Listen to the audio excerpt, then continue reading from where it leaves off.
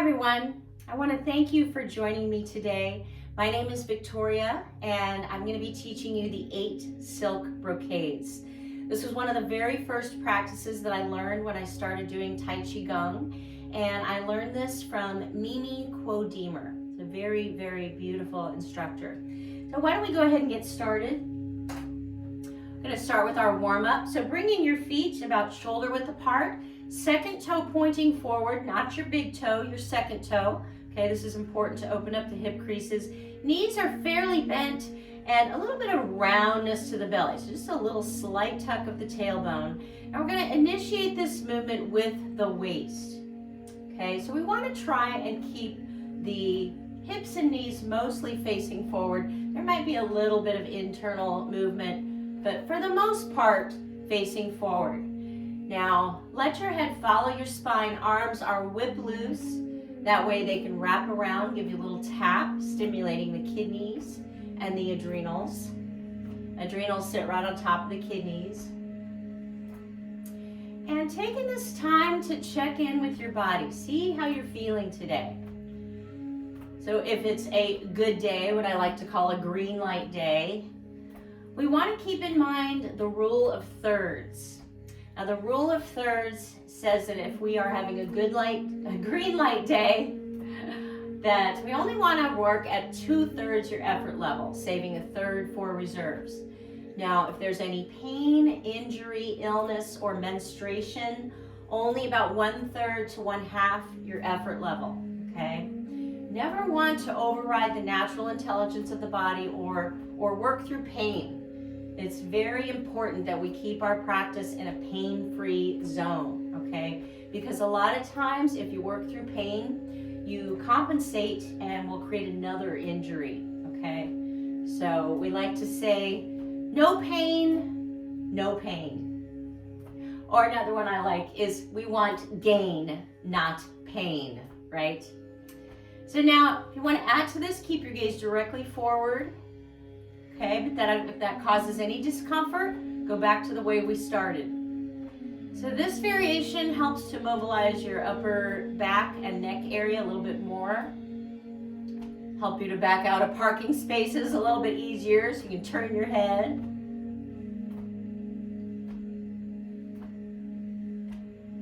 And we're going to be going through all of the 8 silk brocades, 1 through 8 today.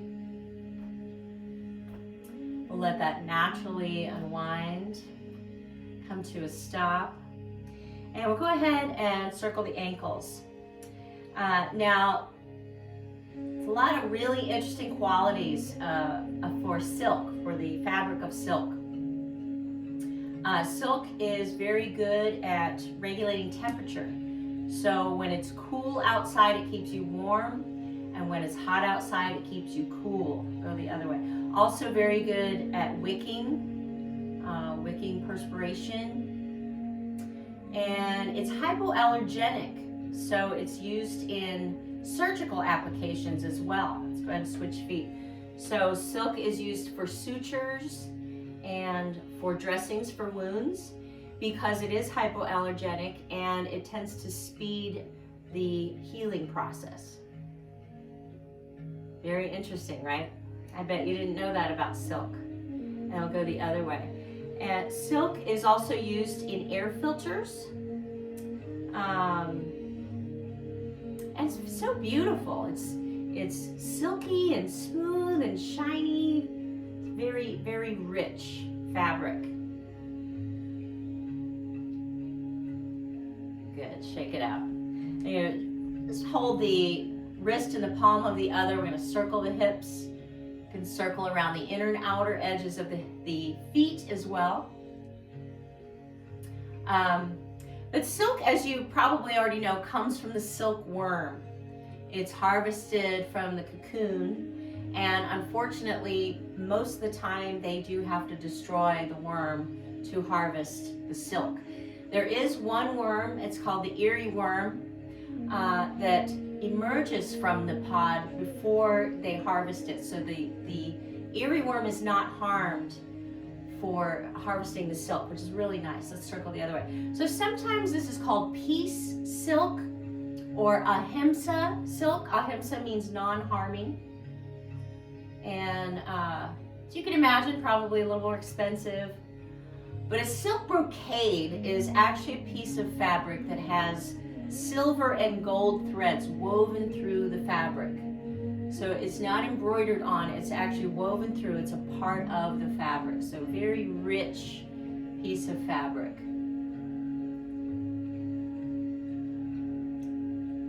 I'll shake that out. Go ahead and interlace your fingers. Imagine you have a cue ball in between your palms. We're going to roll around that cue ball. So the 8 silk brocades were unearthed in 1970 from ancient temples, and they date all the way back to 168 B.C.E. So very ancient practices. I'll circle the other way.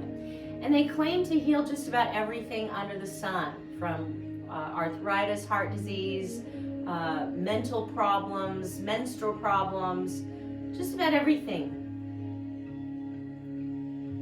And I know that might seem a little far-fetched for some of you, but keep in mind that back then, doctors only got paid to keep you healthy. If you got sick, they didn't get paid. So let's roll the fingers in and flick it out, like you're flicking off water. So these ancient practices were actually one of the 5 pillars of Chinese medicine. The others being acupressure, herbalism, massage, and feng shui, which is the way that you assemble things and around your home to have a nice flow of energy.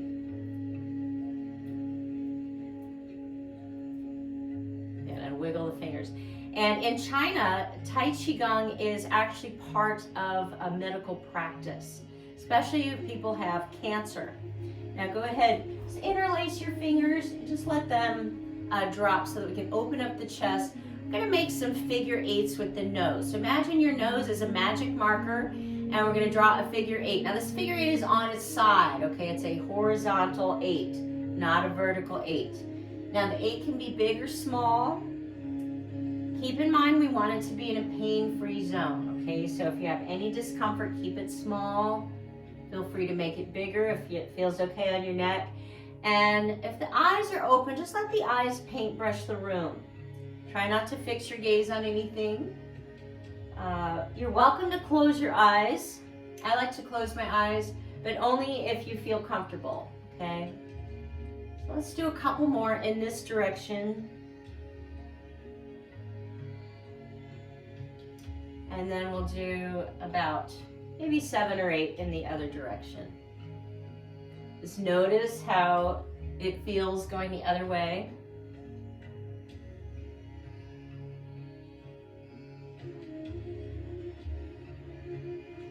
And this is a nice, gentle way to hydrate and lubricate your neck.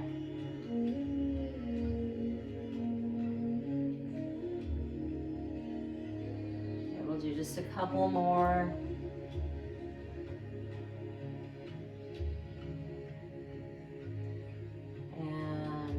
To a stop. So we're going to go ahead and start with just a little bit of standing meditation, okay? So before we do that, we're going to do what's called the breath of joy. So we're going to do about 5 rounds. So for the breath of joy, we take 3 sniffs in through the nose and then 1 exhale from the mouth coming from the diaphragm. There's going to be 3 arm positions, okay? So the first one is going to be here, here, here, and then, okay, you can make a sound. Now, if going down like this hurts your back, just stay up here, okay? We're gonna go through 5 rounds. Let's begin.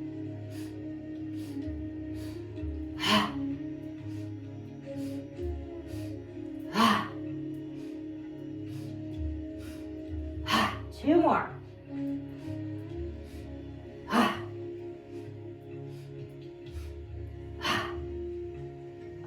Don't you feel better already?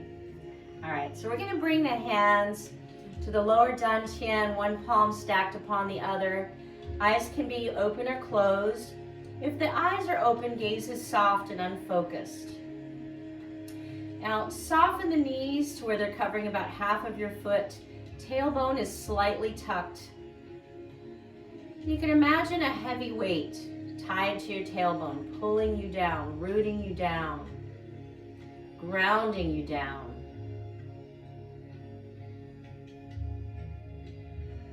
And now for the upper body we want reaching for the heavens. So we're going to tuck the chin in slightly and draw the crown of the head up towards the ceiling, finding a little bit of length in the neck and a little bit of flattening of the neck.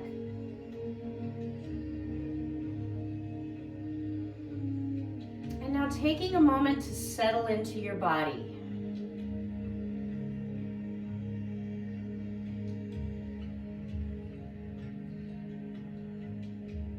Noticing your feet flat on the floor, crown reaching for the heavens.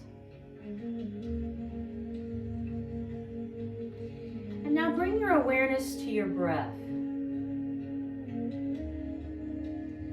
Without judging it or changing it, just notice the breath.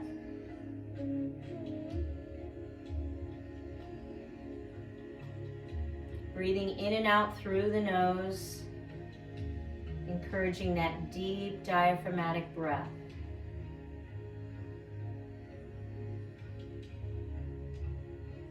Notice what arises.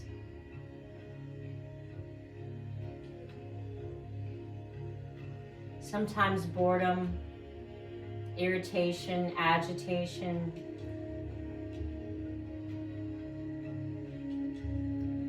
Notice where you're holding tension in the body.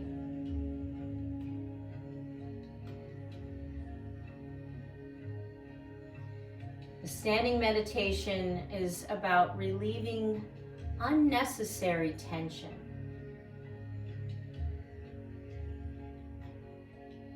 Now, if you're holding tension in the body, breathing into that tension and releasing it on the exhale.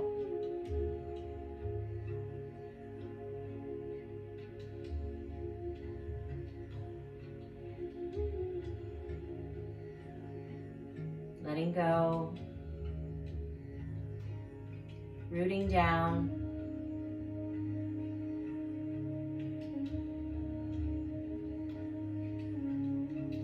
Sometimes we hold tension in other areas, such as the mind, or expectations, desires.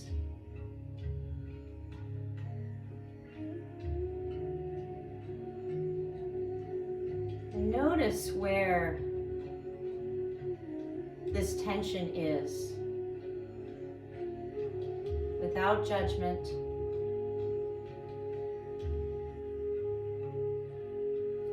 And is it possible to maybe let some of that go?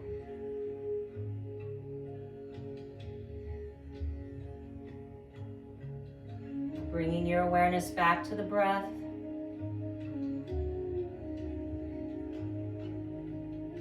The mind must become the servant of the breath in meditation.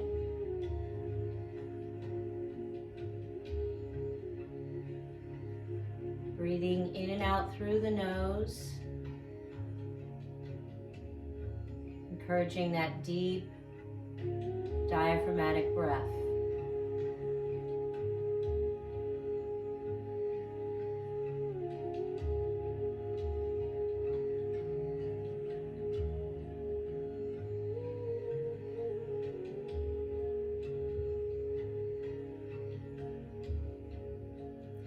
Take a full breath in through the nose, out through the nose.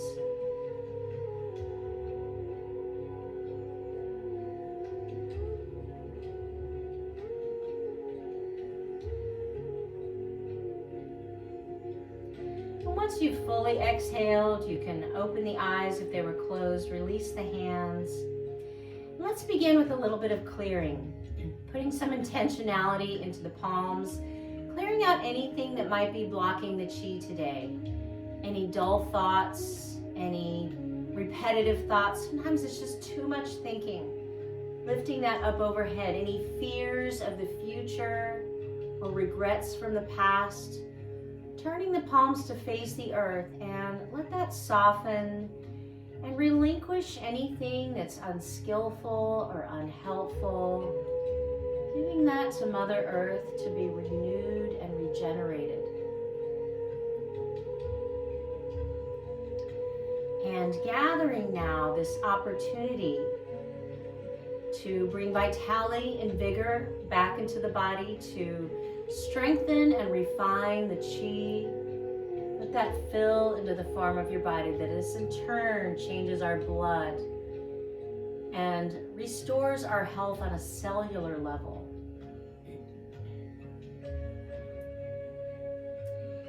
And now take what you've gathered and seal it in.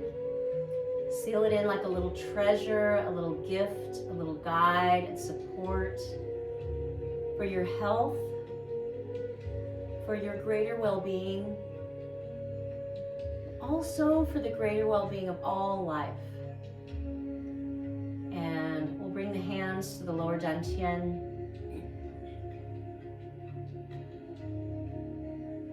And release. And shake it out.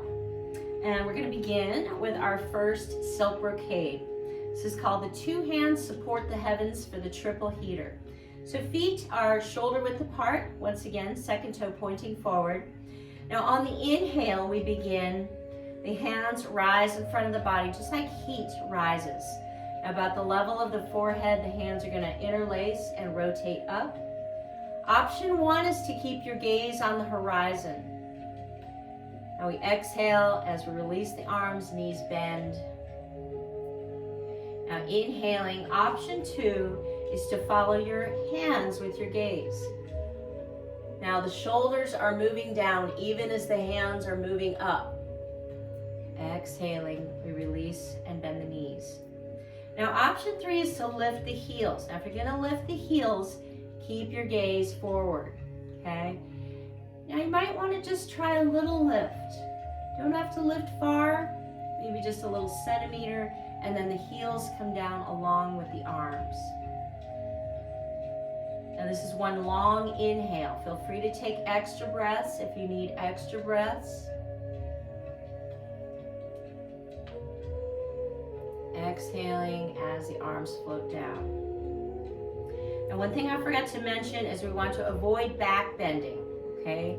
So even as the arms are moving up, shoulders are moving down, tailbone is moving down.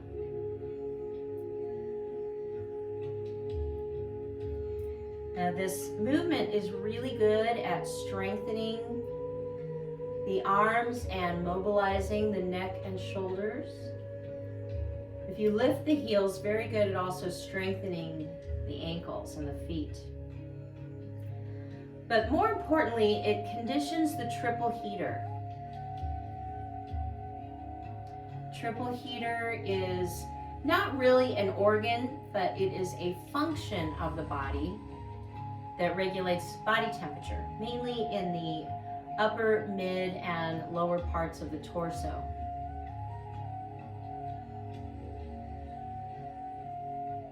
And we all know what it's like to have cold hands and cold feet.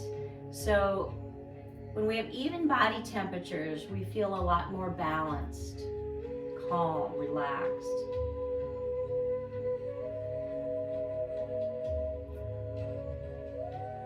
We're going to do about 3 more. So feel free to divert your gaze or close your eyes and see if you can experience this with your whole body, not just your head.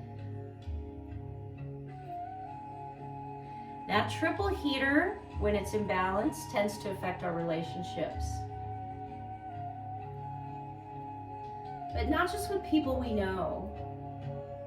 All of our relationships. We have relationships with people on the road, people we talk to over the phone. How do we treat people? Just imagine what this world would be like if we were all kind to each other. I lost count, so let's do one more, okay? Whatever variation you want to do, feels good to your body.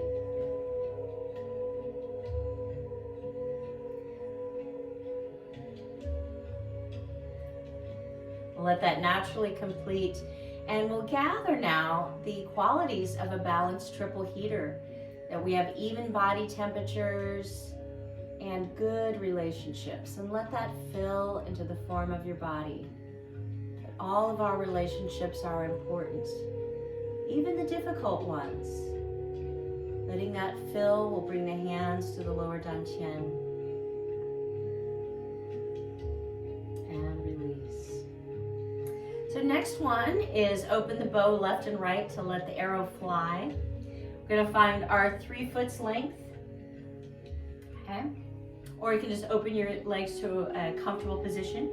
Now we're going to be moving the tailbone down. So as we go down, we want to make sure the knees are tracking the toes, third toe in particular. Now, if that's just too wide, walk your feet in a little bit, bring the toes in, and that'll be a little bit easier to keep those knees in a safe position, okay? Now for the fists, we're going to make very gentle fists, like you can hold a little bug or an eggshell without crushing it. I'm going to turn those inwards. Now one hand is going to be making an L shape. It'll be my left, my right, your left. The other hand is going to be pulling, okay? So we're going to begin on an inhale. On the exhale, we're going to lower the tailbone down and pull the bow left. Gaze goes into the corner of that L, and then we inhale back to center. Now exhaling, pulling the bow right. Inhaling back to center. Now the amount of depth is up to you. You don't have to go deep. You can go deeper if you want.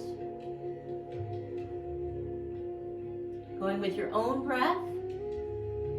Now we want to keep the elbows soft, the fists soft, and avoid pulling past the shoulder, okay?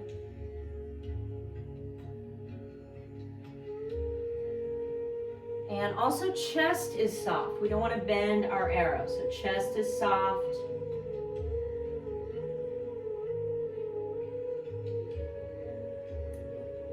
And this practice helps us to cultivate good aim, clear direction, clear focus, good intentions.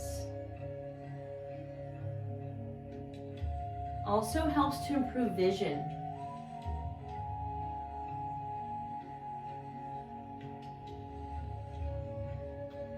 Now feel free to load your bow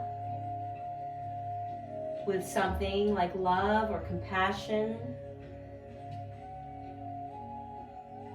peace,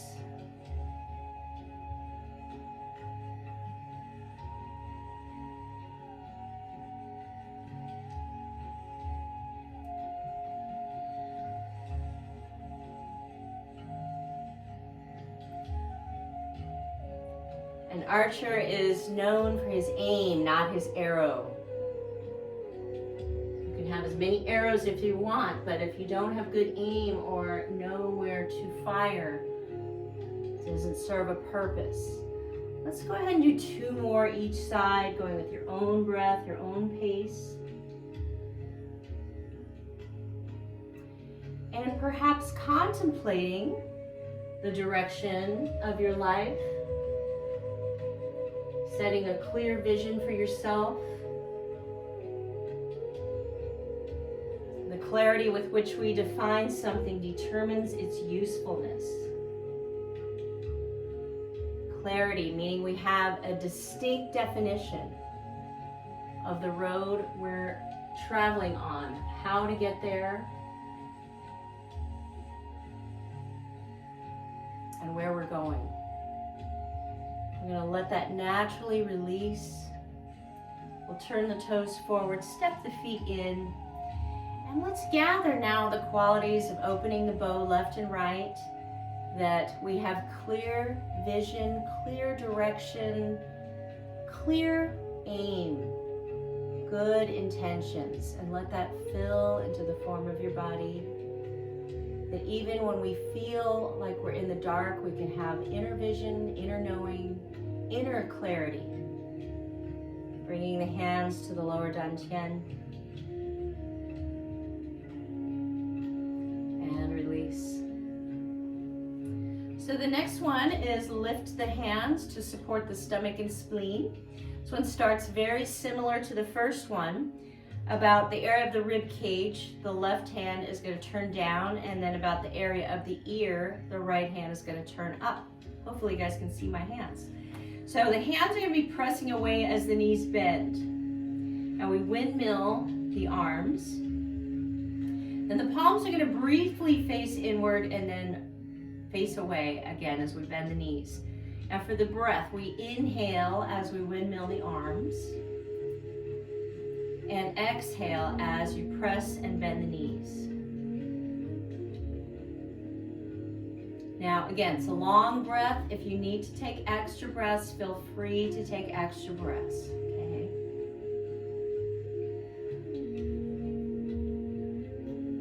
And moving at a pace that feels good to you. Now, if there's any sensitivity in the arms, bring them to a range that feels nurturing. Okay, if that means they have to be lower, that's perfectly fine, okay? Be where you are. Now this practice helps to balance the stomach and the spleen. When the stomach is balanced, we tend to feel more grounded, more abundant, more calm and relaxed. We tend to not worry quite so much. But when the stomach is out of balance, we can be quite needy. We feel very ungrounded, disconnected, and just the opposite of abundant. So the stomach is also an organ of transformation. It transforms our food into energy, also our experiences, and hopefully transform and transcend. Now this practice is also about moving through transitions. I like to use the analogy of a wheel. If you think about like a bicycle wheel, you have the spokes and the outer rim. But what makes that wheel work is the center hub, which mostly stays still and holds center. So you can imagine your arms just like the spokes of that wheel, like the busy world swirling all around, and your body holding center, just like the center hub of that wheel, where you can stay centered, peaceful, calm, and not get caught up in all the spokes of that wheel. It's like being in the center of the eye of the storm. We have the 1,000-mile-an-hour winds, well, maybe not that much, 300-mile-an-hour winds swirling all around, but in the center it's peaceful. There's blue sky.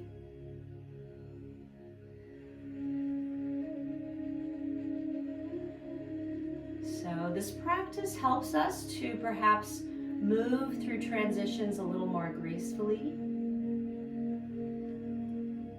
Let's go ahead and do one more on each side. It's also very therapeutic for the shoulders, helps to strengthen the legs, mobilize the ankles.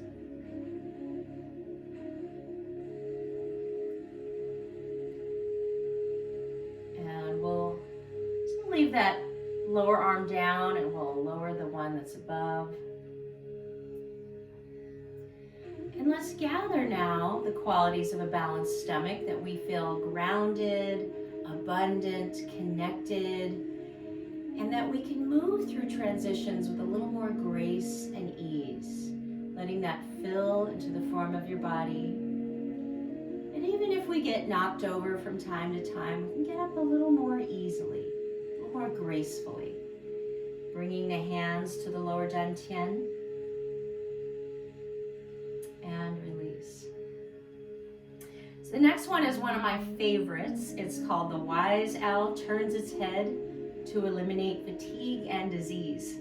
So I do this one quite often. Really good for tension in the neck, and also good for flossing the nerves in the arm, the meridians, the lung, and the heart as well. So we're going to start with the backs of the hands facing each other. Now, very important that we rotate from the shoulder internally, okay, not just the elbow. So the entire arm is internally rotating.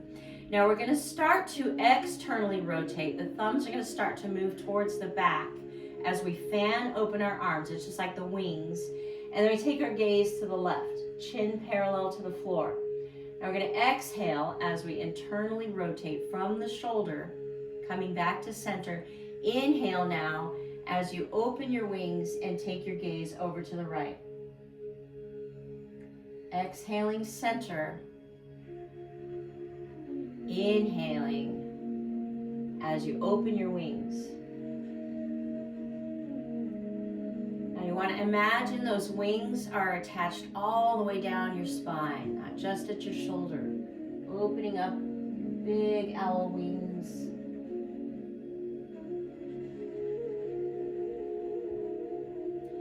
And as you take your gaze to one side, you want to keep that chin parallel or slightly lower.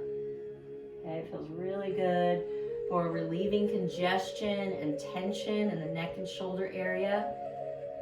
Okay, so again, chin parallel or down. We want to avoid looking up because that tends to compress the neck, okay? Now this is really good at conditioning the cardiovascular system. Conditions the heart and the lungs without taxing the heart and the lungs.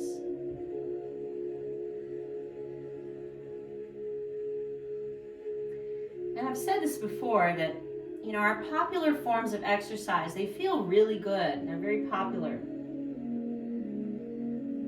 And sometimes they can even help us to lose weight. But long term, they're really not good for the body. So you have to think about what you do day after day, week after week, month after month, year after year. And over time tends to create oxidative stress in the body, which breaks it down. Let's go do 2 more to each side. So that's the nice thing about these practices. They are very gentle and yet very effective. Because what we're doing is we're changing the chi in the blood. And our health is found at a cellular level. You can look at a person and they might look healthy, but we don't really know. You've all heard stories of people who looked healthy and then something happened, right? It's because our health is found at the cellular level. It's found in the blood. And we'll let that naturally complete. And let's gather now the qualities of the wise owl, that we can eliminate fatigue and disease, that our bodies are designed to heal. And let that fill into the form of your body, that we can heal. But it is the soul's task to heal, not just the body. Letting that fill into the form of your body. We'll bring the hands to the lower dantian. And release. We're going to move on to wag the head and tail to calm heart fire. So again, you're going to find your 3 foot length, okay? Feet are out wide. Again, we want the knees to track the toes. Now for this one, we're going to pretty much hold this position, okay?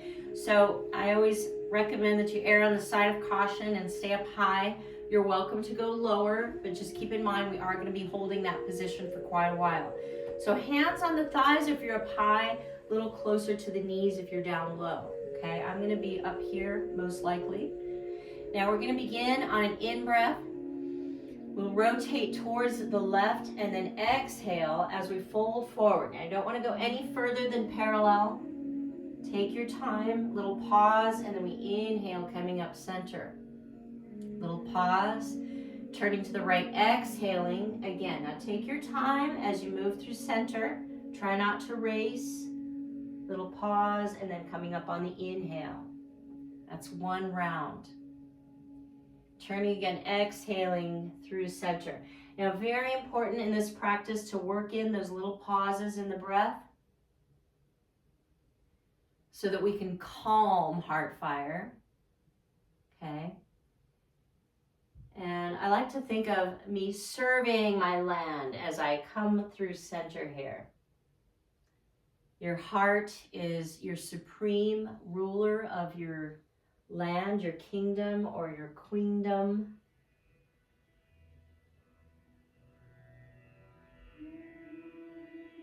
Surveying your land and seeing how your heart feels.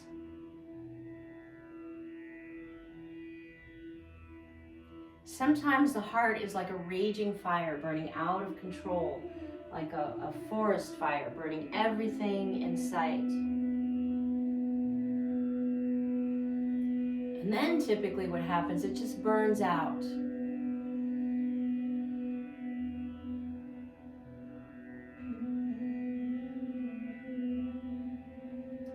Or heart fire can be like a fire just barely lit, barely aglow.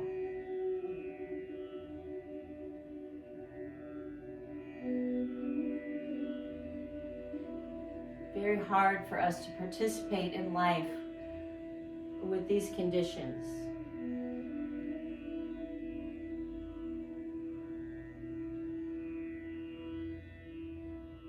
We're going to do 2 more rounds. Feel free to go at your own breath, your own pace. So calm heart fire can be thought of as like a warm campfire. It's got a warm glow, it's contained, people like to gather around.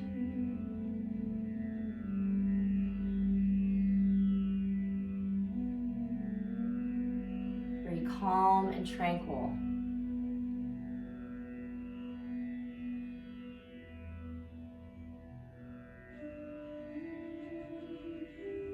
This practice can be good for high blood pressure, also low blood pressure.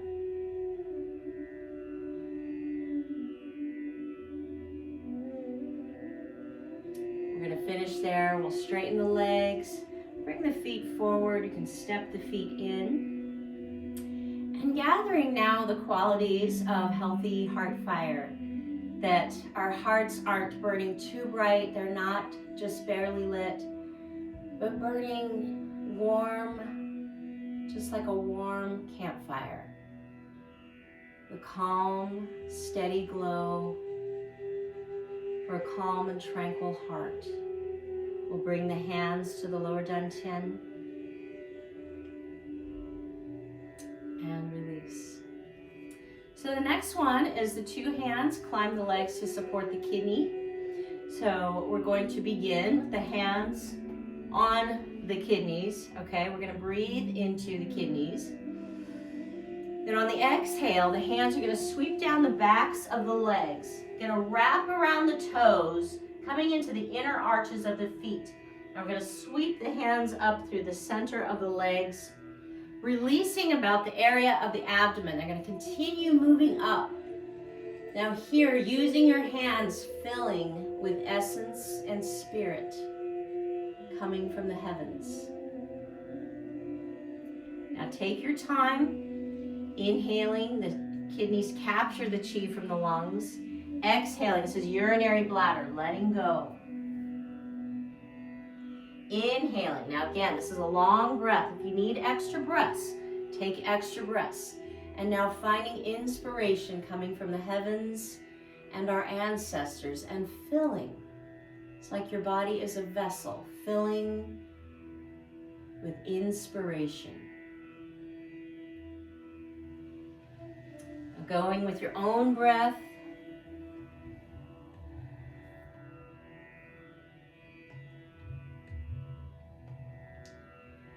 And tuning into That quality of water conjures wisdom and reflection, letting that fill.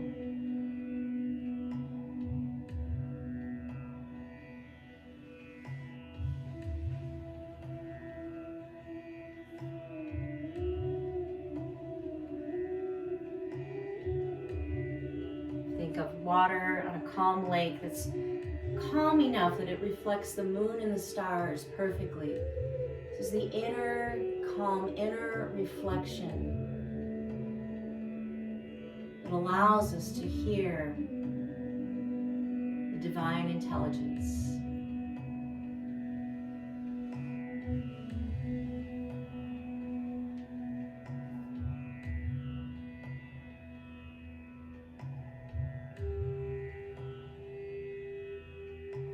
Wisdom is like the water of your life. You don't learn to cross the rivers, you will drown in ignorance.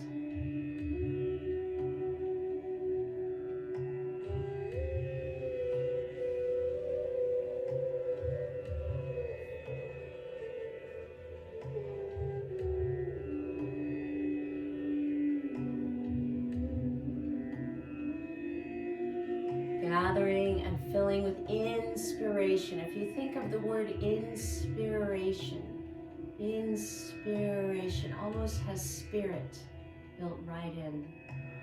Let's do 2 more with your own breath, your own pace.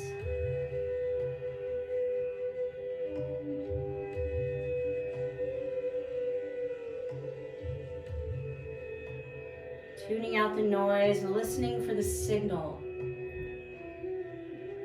The infinite intelligence does not use words.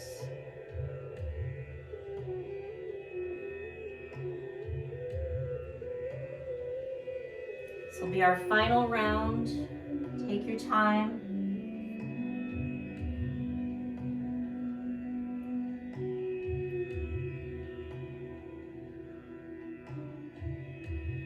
Gathering from our ancestors, from spirit, from infinite intelligence.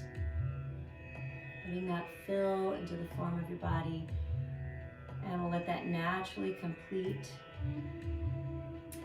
And let's gather now the qualities of balanced kidneys, that we can face our fears, as the kidneys hold the emotion of fear. We can face our fears and conjure our deepest wisdom by reflecting on the beautiful qualities of water and bringing the hands to the lower dantian and release. Let's go ahead and shake it out. We've got 2 more. We're going to do punching with an angry gaze.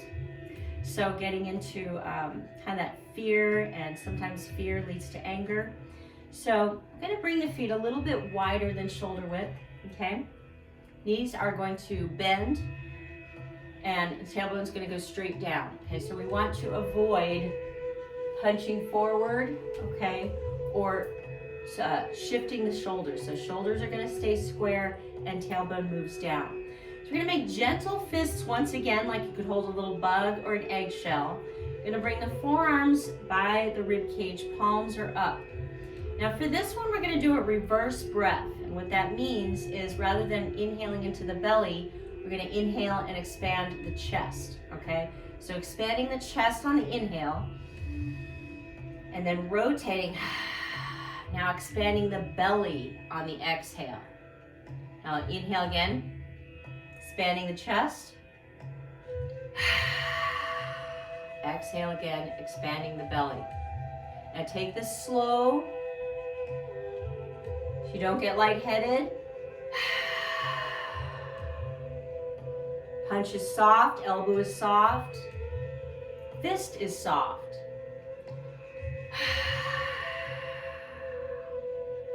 Now you can also use a ujjayi breath. It's a little restriction of the throat. Gaze is sharp and focused. If want, you can have an angry gaze. But here we want to think about getting rid of unhealthy anger. Unhealthy anger can lead to aggression, violence, destructiveness. But healthy anger can lead to something benevolent, such as social change, sticking up for justice.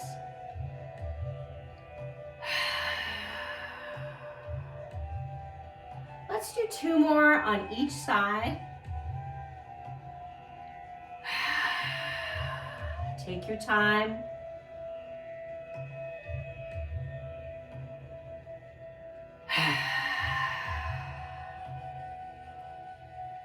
Anger is how we punish ourselves for someone else's mistake.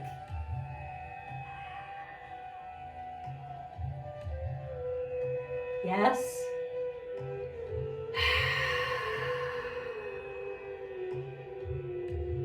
Good. And we'll finish there. Let's let that naturally complete. Bring the feet in. And let's gather now the qualities of healthy anger, that we can channel this anger into something benevolent. We always want to cultivate this anger with love and consciousness, letting that fill into the form of your body for healthy anger. Bringing the hands to the lower dantian.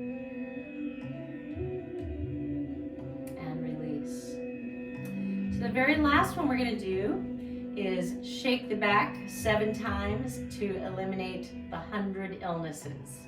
The 100 illnesses is just everything that's out there, mental, physical, emotional, all of them, okay? So what we're going to do, feet are shoulder width apart, second toe pointing forward once again. We're going to begin rolling down 1 vertebra at a time. Now I'm going to turn sideways for this first one so you can see me on my backside. You're going to roll down on the exhale. On the inhale, tailbone moves down towards the earth. Exhaling, you push your feet into the floor, beginning to round up. Now you want to keep the knees bent as we begin to do a very easy back bend. Inhaling back. Don't let the head dump back. We're lifting the chin, arms just drop back. Exhaling, we come back to center. And just a little lift of the heels, okay? So the feet stay on the floor. We'll exhale as we roll down. Inhale as you lower the tailbone. Exhale as you push your feet into the floor, rolling up 1 vertebra at a time. Now keep the knees bent. Inhaling, this is a gentle back bend, as if you're extending over a big Swiss ball. Exhaling as we come forward, and a little lift of the heels, okay? And take enough time to breathe in again, and we're going to exhale down. We're going to do about 5 more, so feel free to go with your own breath.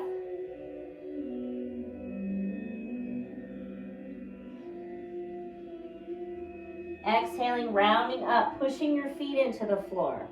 Keep the knees bent. Inhaling, that's like you're extending over a big Swiss ball. Exhaling, we come back to center, and a little lift of the heels.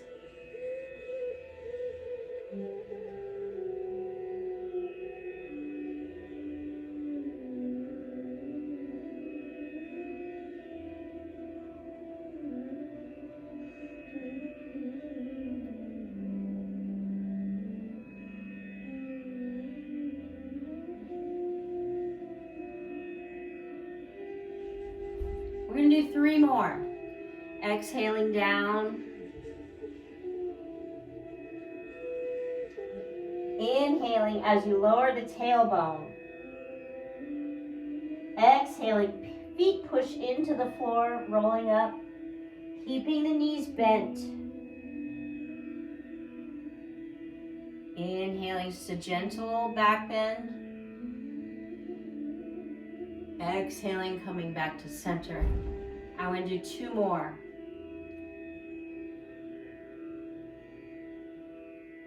This practice is really good for the brain.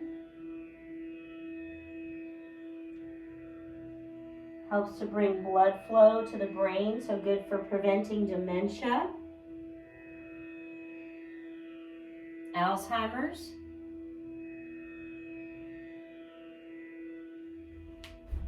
And whenever you go upside down like this, very good at conditioning the lungs, also helps to lengthen the spine, prevent that shrinkage that we get.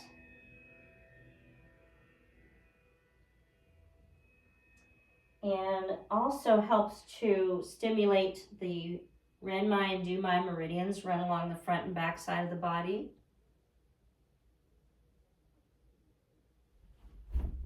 And when these are imbalanced, tends to bring vitality into the body. So let's go ahead and gather now the qualities of shake the back 7 times, that bringing this vibration into the body helps to shake things up, stir up the chi, and bring vitality and vigor into the body when we balance our Renmai and Dumai meridians, to bring balance, vitality, and vigor into the cells. Bringing the hands to the lower dantian and release. And we're going to finish with closing with peaceful chi today, putting some intentionality in the palms as we gather peaceful chi to fill into the form of your body. For peace in our hearts, peace in our homes, peace in our cities and towns, peace in our country, peace in our world. Let this fill into the form of your body. Peace on earth begins with us. We'll bring the hands to the lower dantian.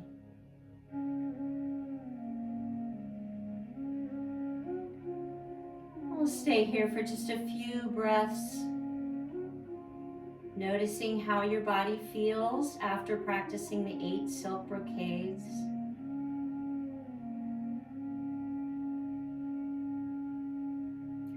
And take a moment to thank yourself for taking the time today to care for your body, your mind, your soul, the raising of your consciousness, and for even in just this small way, contributing to world peace.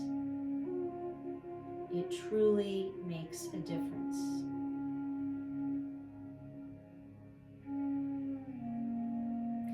Take a full breath in through the nose, out through the nose.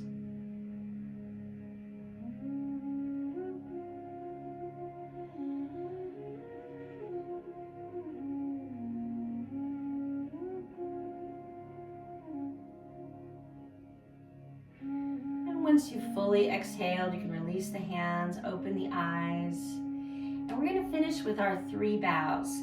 Make a fist. This stands for strength. We bring the fingers together, stands for friendship. When we bring the hands together, stands for humility. And when we bow, stands for respect. So our first bow is to each other.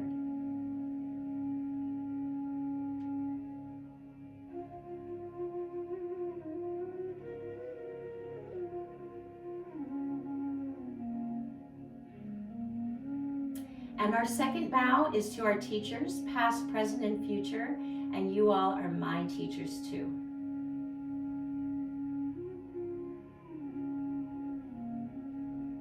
And our third bow is to ourselves, our parents, our grandparents, all those that brought us life, perhaps all the way back to the source, the great mystery that is one.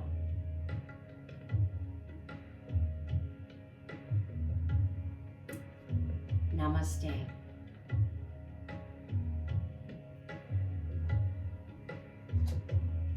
Thank you for joining me today.